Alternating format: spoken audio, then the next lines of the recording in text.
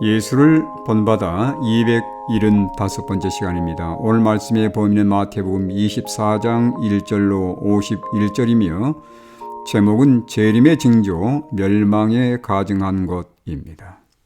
땅끝까지 그리고 모든 나라들의 천국 복음이 전파될 것을 말씀하신 후에 예수님은 선지자 다니엘의 말씀을 인용하여 멸망에 가증한 것이 거룩한 곳에 선 것을 보거든 그때 유대에 있는 자들은 산으로 도망할지어다라고 말씀했습니다.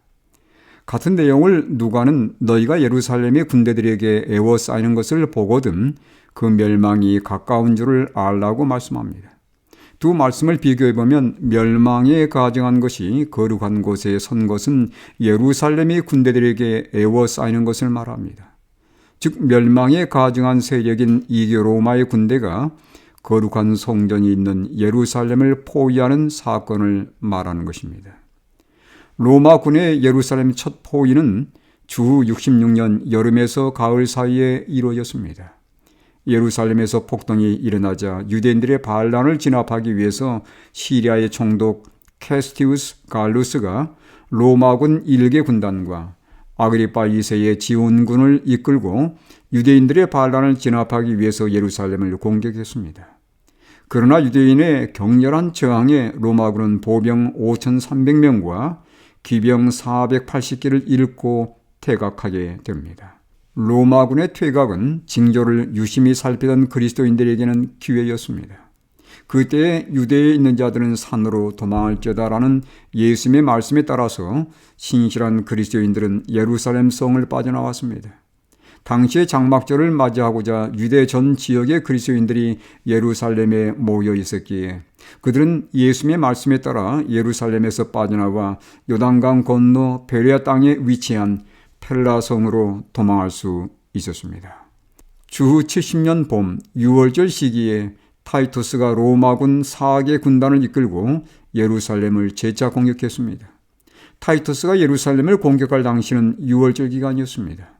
수백만이 예루살렘에 몰려든 상태에서 유대인들은 결사항전을 위해서 식량을 불태웠습니다.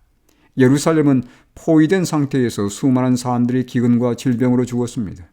선지자 모세가 경고한 것처럼 심각한 기근으로 심지어 자녀를 잡아먹는 일까지도 있었습니다. 결국 70년 8월에 예루살렘은 함락되고 성벽은 무너지고 성전은 불에 탔습니다.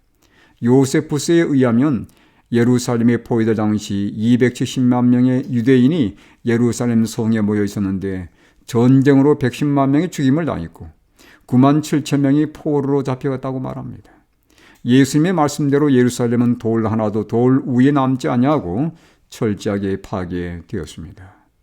예수님은 너희가 도망하는 일이 겨울이나 안식일이 되지 않도록 기도하라고 말씀했습니다.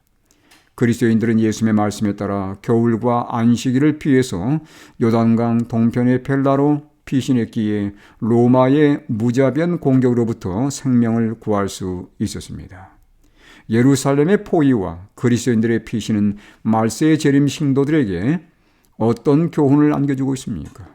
마태가 언급한 멸망에 가증한 것은 다니엘 9장 27절과 11장 31절 그리고 12장 11절에 등장하는데 바로 다니엘 7장과 8장의 작은 뿔을 말합니다.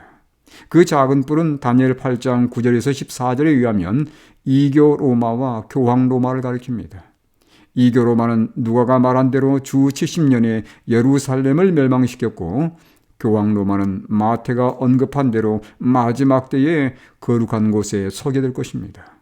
이것은 불법의 세력인 교황 로마가 하나님의 거룩한 법, 즉 안식일을 짓밟고 자신의 법인 일요일을 강요할 것을 의미한 것입니다.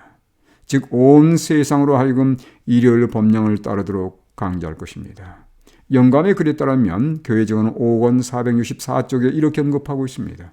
로마 군대에 의한 예루살렘의 포위가 유대의 그리스도인들에게 도망하라는 신호가 되었던 것처럼 법왕권의 안식일을 강요하는 법령을 통한 우리나라에서의 권력 장악은 우리에게 하나의 경고가 될 것이다.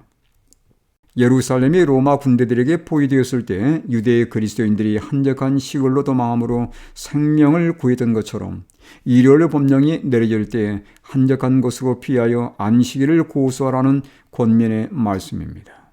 도망하는 일이 겨울이나 안식일이 되지 않도록 기도하라고 했으니 안식일은 마지막 때까지도 지속될 것과 산으로 도망해야 할 사건이 마지막 때의 안식일 계명과 연관된 사건임을 분명히 암시해 줍니다.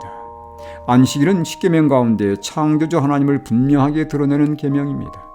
안식일을 변개하는 것은 창조주 하나님을 잃어버리도록 이끄는 사탄의 기만이요, 창조주 하나님에 대한 도전입니다.